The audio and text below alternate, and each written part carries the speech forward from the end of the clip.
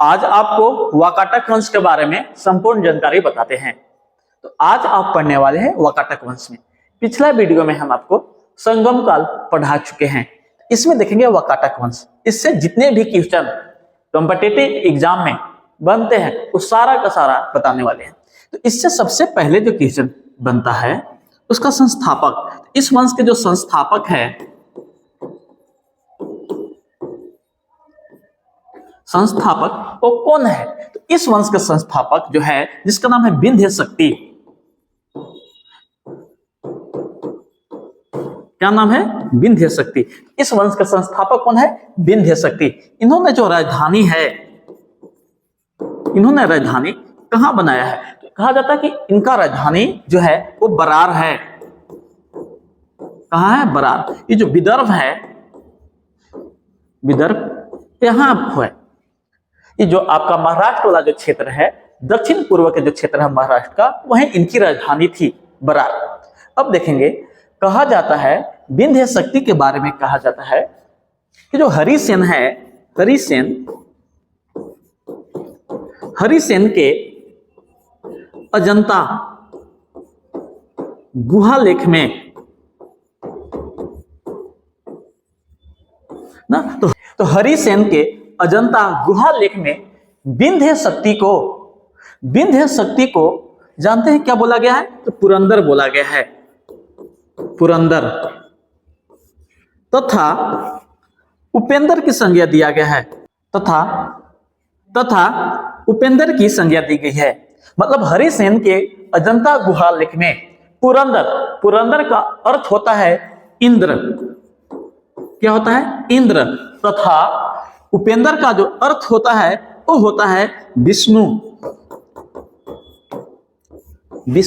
मतलब हरिसेन के अजंता गुहा लेख में विंध्य शक्ति को, किसको? तो विंध्य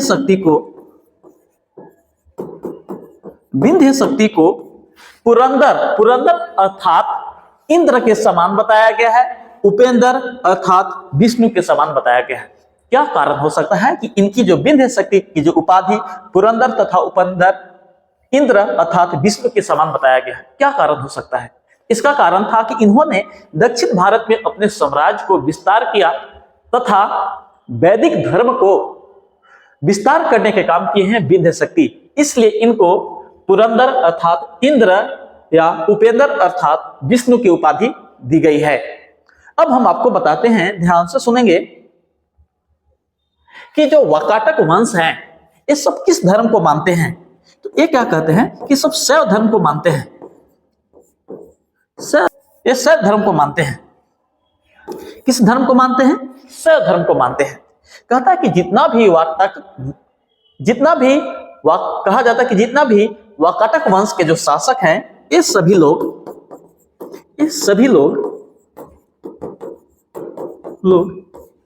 विष्णु विरोधी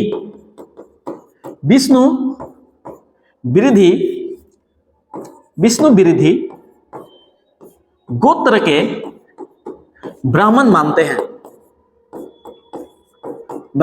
हैं। कहने का अर्थ है कि जितने भी वाकाटक वंश के शासक हैं वे लोग विष्णु विरोधी के गोत्र के ब्राह्मण मानते हैं। और किस धर्म को मानते हैं?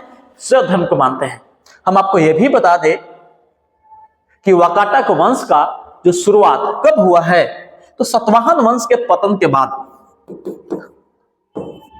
सातवाहन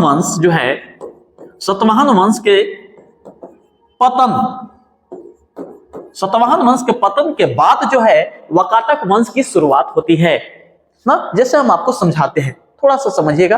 पिछला के जो राजवंश है, प्राचीन राजवंश हम आपको पढ़ाते हैं। जैसे एक ट्रिक है, क्या ट्रिक था? हसीनम सुख सवा। क्या है? सुख सवा। जैसे हम बताते हैं प्राचीन राजवंश, देखिए, ह से हर्यक वंश, सी से शिशुनाग वंश, न से नंद वंश, म से मौर्य वंश, सु से शुंग वंश, क से कनव वंश और सवा से सातवाहन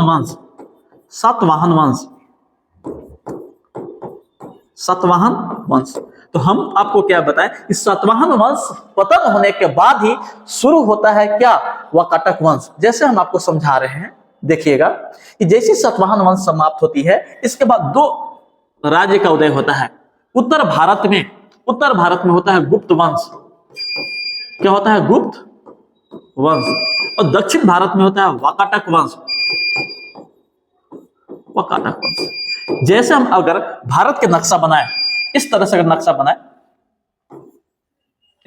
ये जो दक्षिण, ये जो उत्तर वाला साइड देख रहे हैं, यहां चल रहा है गुप्त वंश, और जो नीचे महाराष्ट्र का जो क्षेत्र देख रहे हैं, यहां कौन सा वंश चल रहा है? वाकाटक वंश चल रहा है। इससे हम यह बोल सकते हैं कि गुप्त वंश के समकालीन कौन सा वंश था? तो वाकाटक वंश। या वाकाटक वंश का समकालीन कौन है? गुप्त वंश। मतलब एक दूसरे के समानांतर है, समकालीन है दोनों वंश। ठीक है, तो गुप्त वंश के समकालीन कौन सा वंश है? तो वाकाटक वंश। तो हम इसके बारे में जानकारी आपको दे रहे थे ना, कि शैव धर्म को मानते हैं कि कैसे गोत्र के ब्राह्मण है जी, विष्णु विरोधी गोत्र के ब्राह्मण है ना। अब हम लोग देखते हैं कि अगला जो शासक बना उसका नाम है परवरसेन।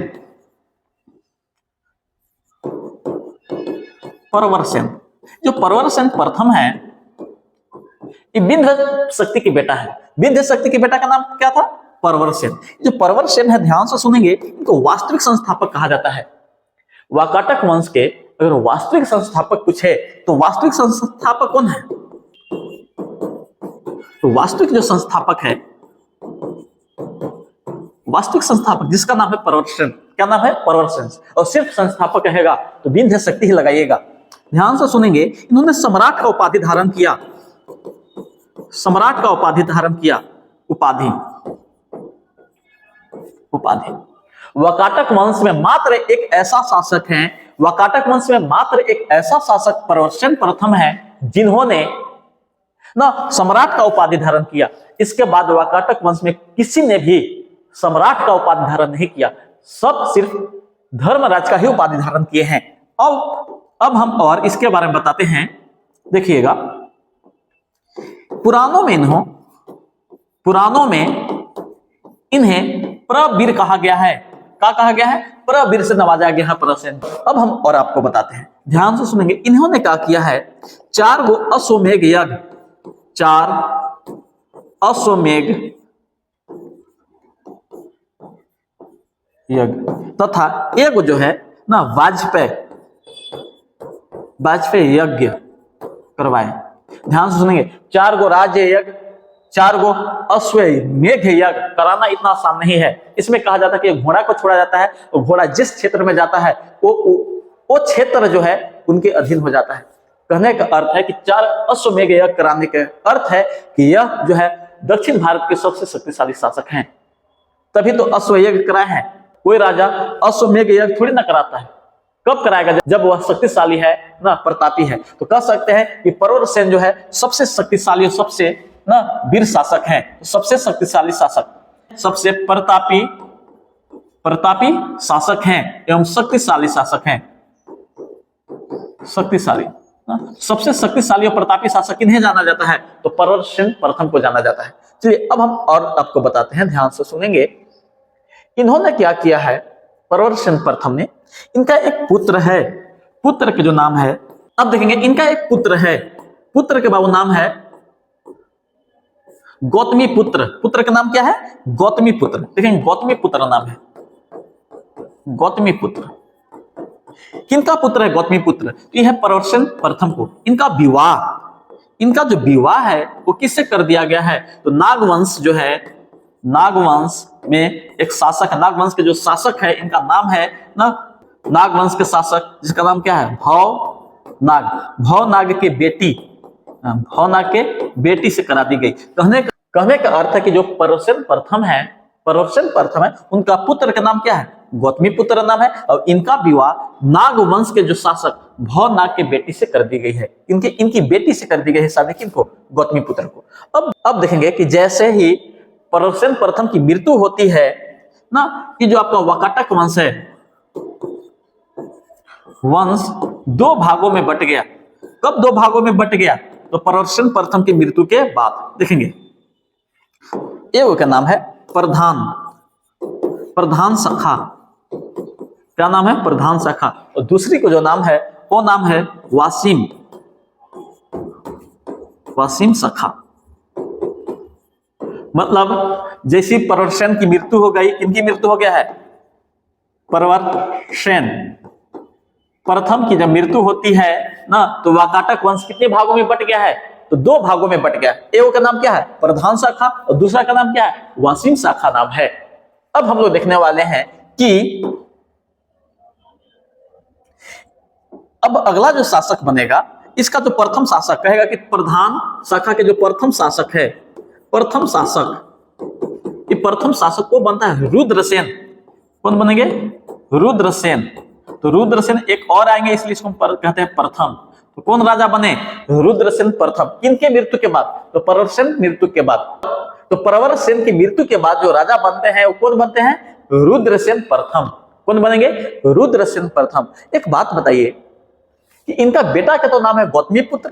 इनका बेटा का नाम क्या था? गौतमीपुत्र। गौतमीपुत्र नाम है। तो राजा तो गौतमीपुत्र को ही बनना चाहिए था, तो गौतमीपुत्र राजा क्यों नहीं बने? अब देखेंगे, कहा जाता है कि जो रुद्रसेन प्रथम है, इनका संबंध इससे है। इनका बेटा का नाम है क्या? रुद्रसेन। जब इनकी मृत्यु हो जाती है तो कहा जाता है कि इनका भी मृत्यु हो गया, इसलिए ये रुद्रसेन जो प्रथम है राजा बनते हैं। तो रुद्रसेन केकर बेटा है? गौतमीपुत्र प्रथम के। तो इनका इससे क्या संबंध है? तो परवरसेन के क्या हो गई? पोता हो गए ना। इनका दादा का नाम क्या हो गया? परवरसेन नाम हो गया। क्या नाम हो गया? परवरसेन नाम हो गया ना। इनका बाप के नाम क्या हो गया? गौतमीपुत्र। तो कहने का अर्थ है कि नाती किसका हो जाएंगे? तो भवनाग के। जो भवनाग है, नागवंश के जो शासक हैं, तो भवनाग के क्या है? रुद्रसेन प्रथम नाती ना। और इनका बाप के नाम क्या है? गौतमीपुत्र। क्या इनके बाप शासक बने हैं? नहीं बने हैं। कौन शासक बने? परवरसेन के बाद कौन शासक बने? डायरेक्ट रुद्रसेन प्रथम शासक बनते हैं। अब देखते हैं, कहा जाता है इसमें जो है, इसमें 10 राजाओं ने शासन किया है। किसमें? प्रधान शाखा में। मुख्य शाखा यही था।